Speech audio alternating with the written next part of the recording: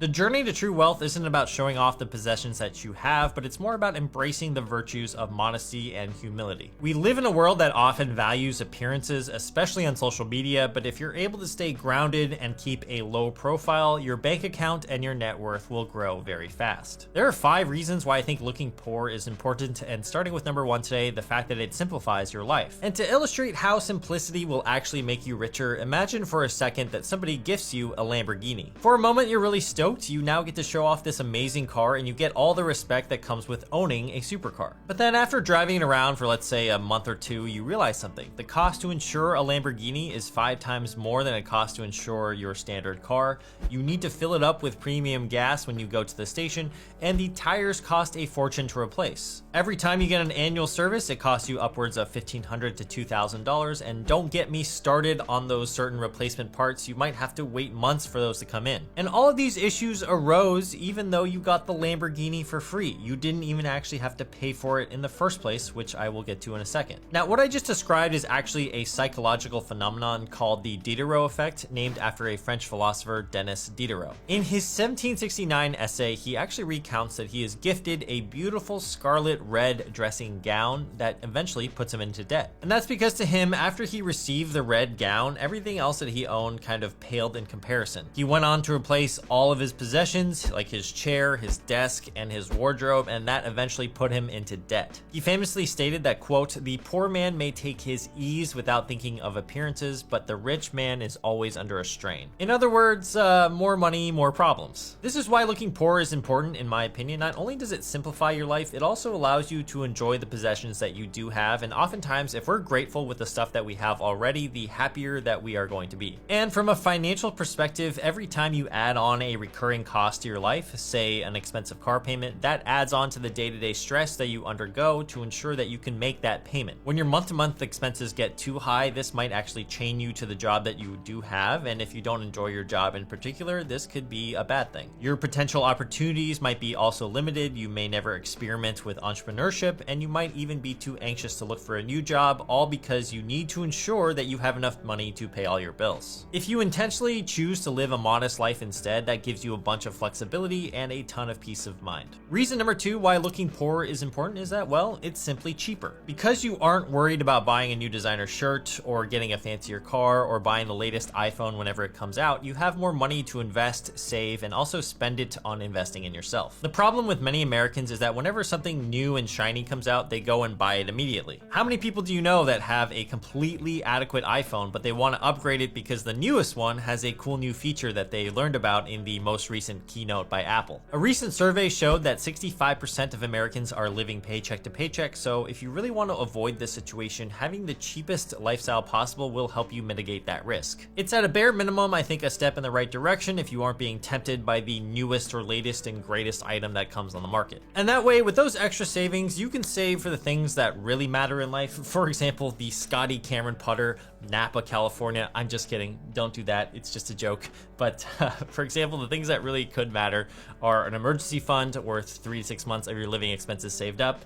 Perhaps you could start a retirement account, or you could spend it on things intentionally that will fulfill you. For example, maybe you save $500 a month by keeping a low profile. After 1 year, you have $6,000, which now you can use to either invest in yourself. Perhaps you enroll yourself into more education, and that eventually makes you way more money later on. Or an extra $6,000 every year invested into the S&P 500 can be well worth over $500,000 in 25 years, which could be a huge difference for you and your life if you're willing to forego some of the material possessions day to day. Reason number 3 that looking poor is important is that it invites the right people into your life. A common problem that affects those that appear rich or portray a certain lifestyle is that the wrong type of person wants to be your friend, or the wrong type of person will have an expectation of you. So I remember a time that I was living in Hong Kong for a few months, and I was 24 years old at this time. I found myself going out one night with a bunch of expats, and one of them in particular, let's call him Tom, was from London, and you could just tell he loved the the lavish lifestyle. On one night out in particular, he really wanted to buy a table at a local club. He wanted to go to a 5-star restaurant before the club, all while flaunting his new gold Rolex. And the worst part was that he expected all the people in the friend group to actually keep up with him. That means when I was randomly invited to hang out with this group, he expected me to be okay with splitting the cost of the table at the nightclub or the fancy dinner,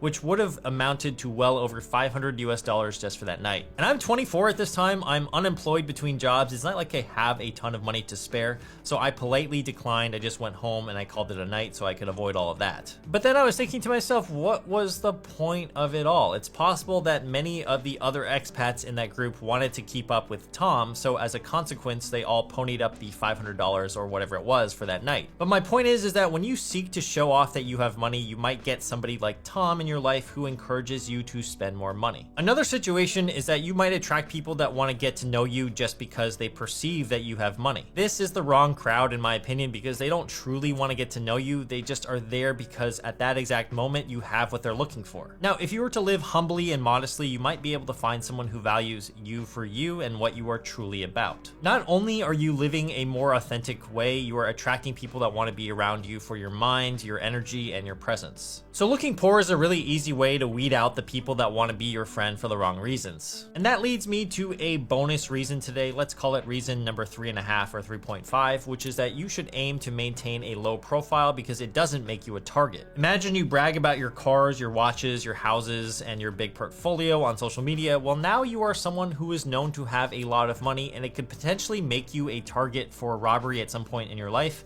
or even worse, kidnapping, and that's just extra risk I would not rather invite into my life. Reason number 4 that keeping a low profile is a good thing is that you will soon realize that you can be happy with the stuff that you already do have. Oftentimes, I think we aren't grateful enough for the basic necessities that we have. For example, a bed to sleep in, access to food, and clean drinking water. There are so many countries out there that lack these basic resources, and by not overindulging, we can simply look at our life and be appreciative of the stuff that we have. Think about all the things that really matter to you at the end of the day. For me, it's my health, connecting with other people and being social, and having laughs with my friends.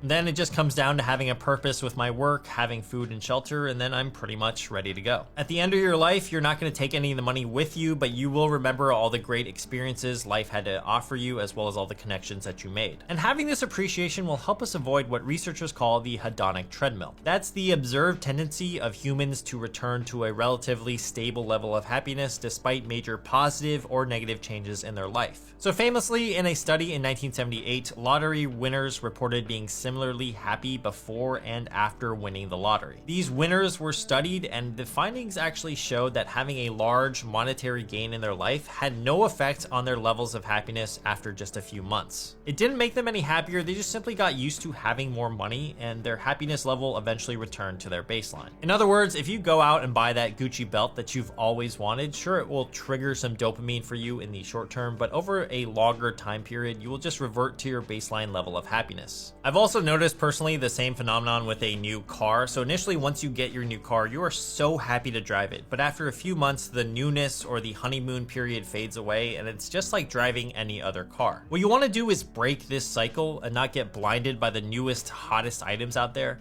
Make the conscious choice to keep a low profile, and I think you will have a lot more peace of mind.